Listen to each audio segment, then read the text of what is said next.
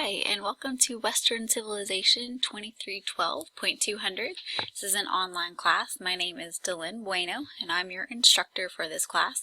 I just kind of wanted to go over how to use Blackboard. I know a lot of you have used this before, but I know we do have one or two new students that are new to using Blackboard and kind of being able to locate everything. It's always kind of cumbersome at first, but once you get the hang of it, I promise it'll be easy. So this is what your view in Blackboard looks like once you click on our course. You'll notice it's going to start launching from the Start Here folder, and it'll go here for the time being. Eventually I'll move it to where you will see announcements. And I try to post an announcement, at least every other week, sometimes more, just depending on if there's really important information. And then also if there's anything major coming up, like an assignment that you have due or an exam, I try to remind you guys if I also remember myself.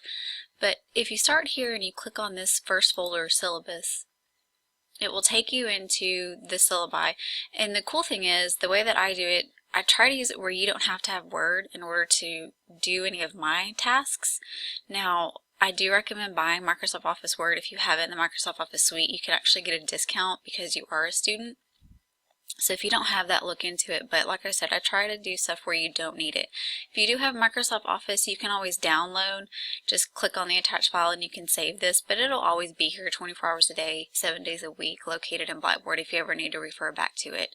So the textbook that we're using is the Western Heritage Volume 2, 11th edition. They do have it over in our bookstore on campus, but you can also go online and buy it if you want to. You can buy the used version. We're not going to use the My History or the My History Lab for this course, so you're not going to need access to that. So if you want to buy a used one and get a better deal, please do so. If you were in this class last semester and you have the combined volume, you're more than welcome to continue using that. That's what I use. Or if you can find a better deal on it and you want to take the first half of Western Civ, go ahead and get that combined volume, because I'm pretty sure I'm going to use that again in the fall. In the spring, we may switch to a different textbook. These are just some student learning outcomes that we expect of all of our students in history to have by the end of the course. You can look over those. And then the state came up with these history core objectives. So we have 4 objectives that we try to meet by the end of this semester, kind of like social skills like critical thinking, communication, personal responsibility, and social responsibility. And a lot of your assignments and things that we're going to do in this class are actually connected to the SLOs and then also the core objectives. Core competencies here, kind of along the same lines, is something that we as an institution and the state want you to be able to do. And then here's the good stuff.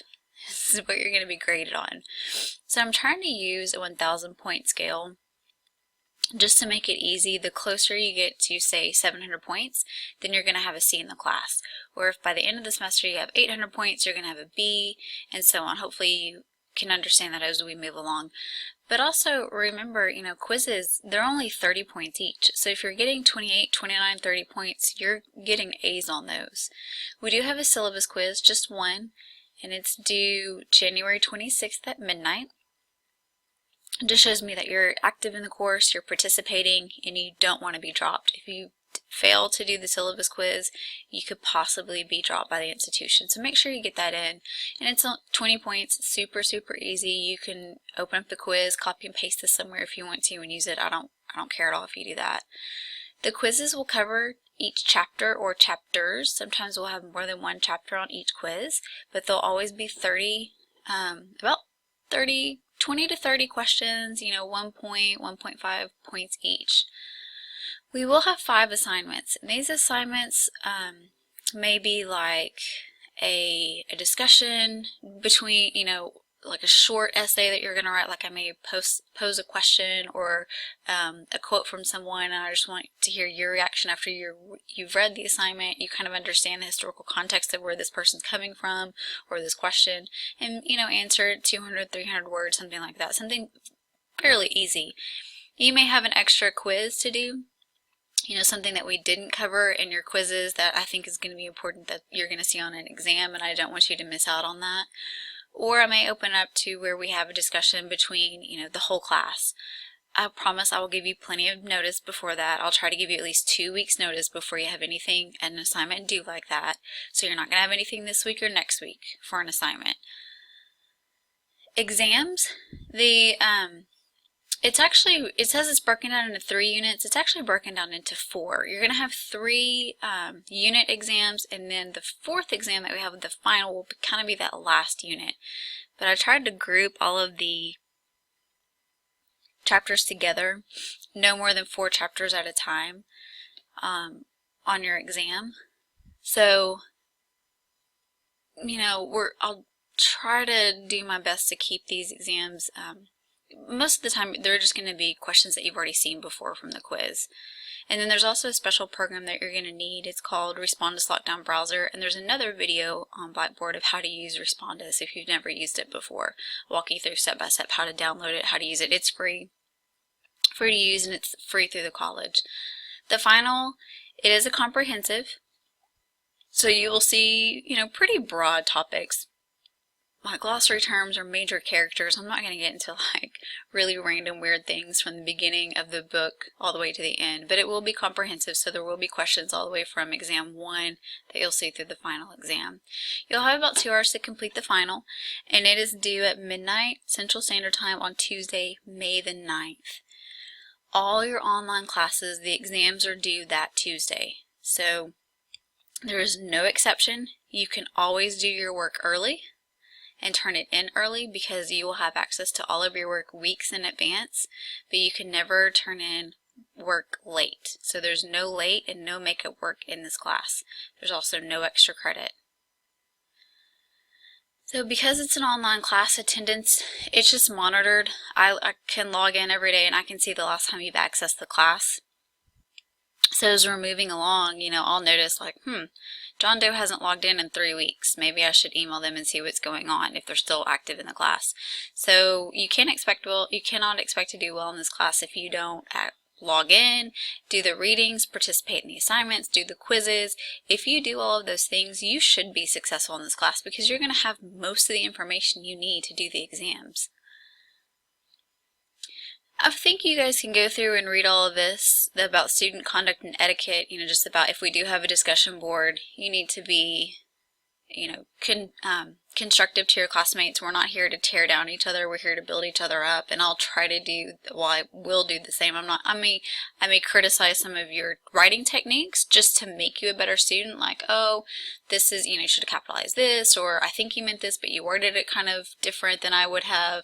Is this what you meant? So I'm never going to try to tear you down. I'm always going to try to build you up, and that's what you as a student should do as well if we're in a group discussion.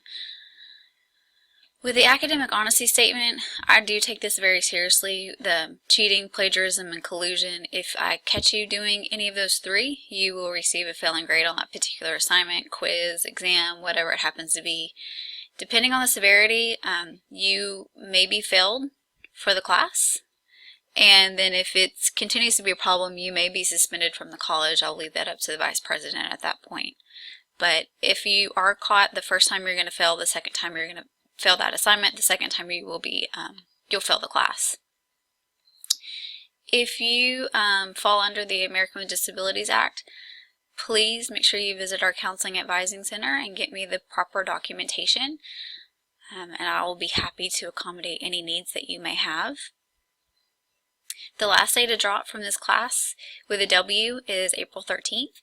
If you don't drop by April 13th and you're not doing very well, and you forget to drop, most of the time students that don't drop will receive an F because then they just give up. So if you're getting to that point and it's, late March, early April, and you don't think you're going to do well, please just shoot me an email and we can look at your grades together and kind of figure out a game plan from there if you do need to drop the class, or maybe if you could possibly pass the class. So don't ever hesitate to email me to talk about your grades, and I'll try to respond as soon as I can.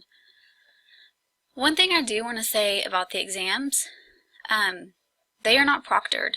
Respondus Lockdown is my proctor. That's how I use it. So you do not have to come up here to take an exam.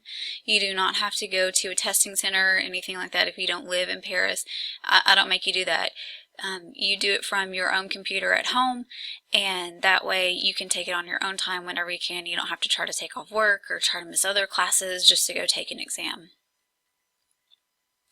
So make sure you read over everything, make sure you have a good understanding. If you have any questions or something's just not clear, it'll probably become clear during the semester. But you can also shoot me an email. All of my contact information is here. Tuesday and Thursday I'm in my office. I'm kind of in and out because I do have meetings, but I try to stay in here from 9 to 1.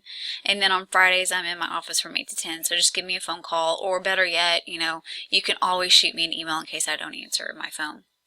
So once you get started and you get going, the calendar is here for you, just kind of breaks everything down for you, the different dates. This week you're just supposed to get the book, log into Blackboard, and take the syllabus quiz. Now this could change, so don't feel like you have to, we're going to stick to this, because we may get off. More than likely in an online class, we keep going, we don't get behind on anything. So we should be just trucking right along. We should be able to finish all of this. Every week I'll have the weeks posted here, so eventually it'll say week 1 through week 16, but in week 1 it tells you what all you need to do: buy the textbook, begin reading, go over everything in the Start Here folder, and then take the syllabus quiz. And it's not available right now, but it's going to appear by the time you watch this video. The syllabus quiz will be there. And then going on to week 2, what's due this week? Well, you are supposed to read chapter 15, watch this video, The Industrial Revolution, and then take a quiz covering chapter 15, which that will also appear in a few minutes. Week 3.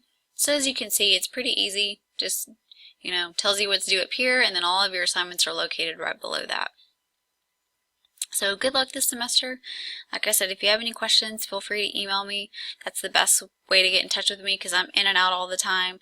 But I do try to check my email 2 or 3 times a day, and I will respond to you within 24 hours during the week and within 48 hours on the weekend.